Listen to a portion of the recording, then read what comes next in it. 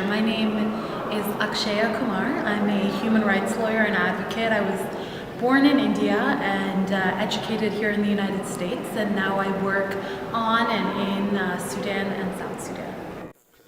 Can you explain what the Satellite Sentinel Project is?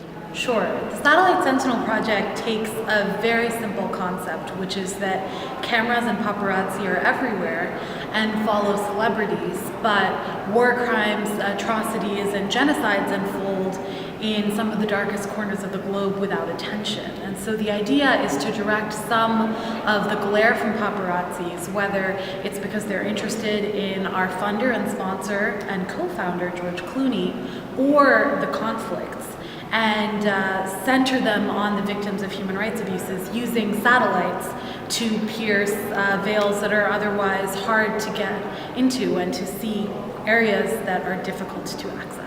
It says in your bio that you're you work for the Public International Law and Policy Group. Can you elaborate on your job, your responsibility in that group? Sure.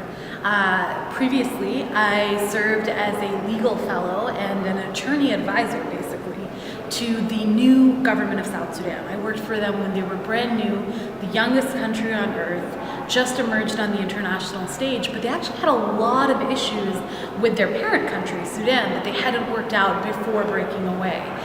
Those issues ranged from things like how much should we pay to transport oil through a pipeline that goes from South Sudan through Sudanese territory to Port Sudan for export, or even what's the status of a South Sudanese person, ethnically South Sudanese, who's lived in Khartoum as a refugee for 20 years now. Do they all have to go back home? What rights do they have? Things like that. And you've also worked with human nonprofits in Uganda. Can you elaborate a bit on that? Sure. I spent a brief time in Uganda. I was doing monitoring and evaluation, which is when an external consultant comes in and helps an organization figure out what they're doing well and what they can be better at. And so I went to all of the different project sites for this organization. I talked to their beneficiaries, I talked to their staff, I looked at their budget, I looked at their achievements. I wrote up a detailed report for their donor who needed that, with some suggestions about what they can do better and also some highlights of what they were doing exceptionally well. So I have two more questions for you.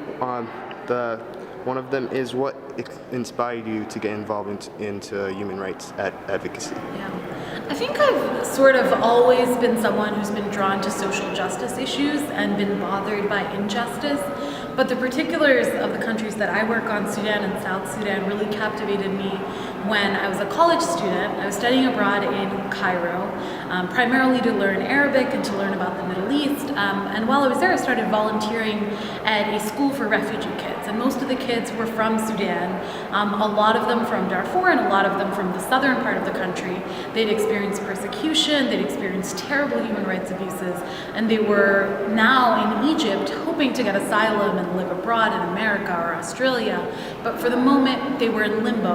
And so I just volunteered as a teacher for them on English and math and science, but I also got to know them and their families and their stories and their struggles, and that was what drew me to this line of work. And the final question is, are human rights organizations making a difference in the world, and if so, how?